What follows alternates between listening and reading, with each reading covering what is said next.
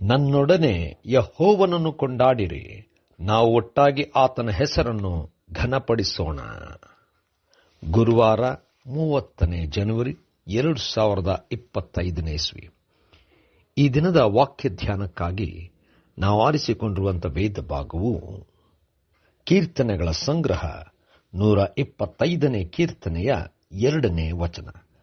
ಪರ್ವತಗಳು ಯೆರೂಸಲೇಮಿನ ಸುತ್ತಲೂ ಹೇಗೋ ಹಾಗೆಯೇ ಯೆಹೋವನು ಇಂದಿನಿಂದ ಸದಾಕಾಲವು ತನ್ನ ಜನರ ಸುತ್ತಲೂ ಇರುವನು ಎಂಬುವಂಥದ್ದೇ.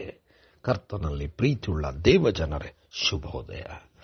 ದೇವರು ತನ್ನ ನಂಬುವಂಥ ಜನರ ಸುತ್ತಲೂ ಆವರಿಸಿಕೊಂಡು ಯಾವ ಅಪಾಯ ಬಾರದ ಹಾಗೆ ಕಾಪಾಡುವಂಥವನಾಗಿದ್ದಾನೆ. ದೇವರ ನಾಮಕ್ಕೆ ಸ್ತೋತ್ರ ಉಂಟಾಗಲಿ. ಕರ್ತನಲ್ಲಿ ಪ್ರಿಯರೇ, ಈ ವಾಕ್ಯ ಧ್ಯಾನ ಮಾಡೋಣ. ಈ ದಿನದ ವಾಕ್ಯ ಧ್ಯಾನದ ಶೀರ್ಷಿಕೆ, ಯೆಹೋವನೇ ವಿಶ್ವಾಸಿಗಳ ಸುತ್ತಲೂ ಆವರಿಸಿಕೊಂಡಿದ್ದಾನೆ.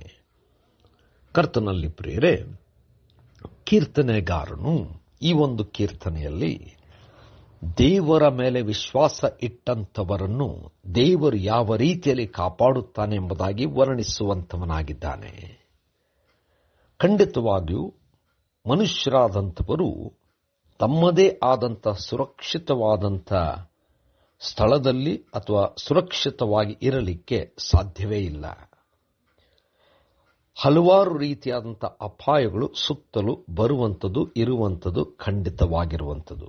ಆದರೆ ಈ ಒಂದು ವಚನದಲ್ಲಿ ನೋಡುವಾಗ ಯೆಹೋವನಲ್ಲಿ ವಿಶ್ವಾಸ ಇಟ್ಟಂಥವರು, ಭರವಸೆ ಇಟ್ಟಂಥವರ ಸುತ್ತಲೂ ದೇವರು ಆವರಿಸಿಕೊಂಡು ಯಾವ ಅಪಾಯ ಇಲ್ಲದ ಹಾಗೆ ಕಾಪಾಡುತ್ತಾನೆ.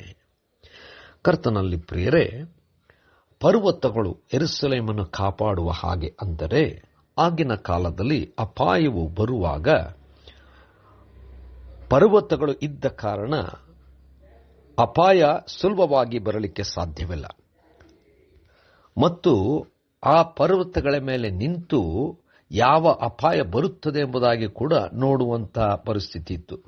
ಹೀಗೆ ಪರ್ವತಗಳು ಖಂಡಿತವಾಗಿಯೂ ಅಲ್ಲಿ ಯೆರೂಸಲೇಮನ್ನು ಸುತ್ತಲೂ ಆವರಿಸಿ ಕಾಪಾಡುವಂಥ ಸ್ಥಿತಿ. ಆದರೆ ದೇವರು ತನ್ನ ಜನರನ್ನು ಕಾಪಾಡುವಾಗ ಯಾವ ಅಪಾಯ ಅವರ ಬಳಿಗೂ ಬಾರದ ಹಾಗೆ ಕಾಪಾಡುವಂಥವನು ಮತ್ತು ಬರುವಂಥ ಅಪಾಯವನ್ನು ತಡೆದು ನಿಲ್ಲಿಸುವಂಥ ದೇವರೇ ನಮ್ಮೊಂದಿಗೆ ಇದ್ದಾನೆ. ಆ ಭರವಸೆ ನಮ್ಮಲ್ಲಿರಬೇಕು. ನಾವು ನಮ್ಮ ಬಲದಿಂದ ನಮ್ಮನ್ನು ರಕ್ಷಿಸಿಕೊಳ್ಳಲಿಕ್ಕೆ ಸಾಧ್ಯವೇ ಇಲ್ಲ. ನಮ್ಮ ಬಲದಿಂದ ಅಥವಾ ನಾವು ಯಾವ ಯೋಜನೆಗಳನ್ನು ಮಾಡಿದರೂ ಅಪಾಯವನ್ನು ತಡೆಗಟ್ಟಲಿಕ್ಕೆ ಸಾಧ್ಯವೇ ಇಲ್ಲ.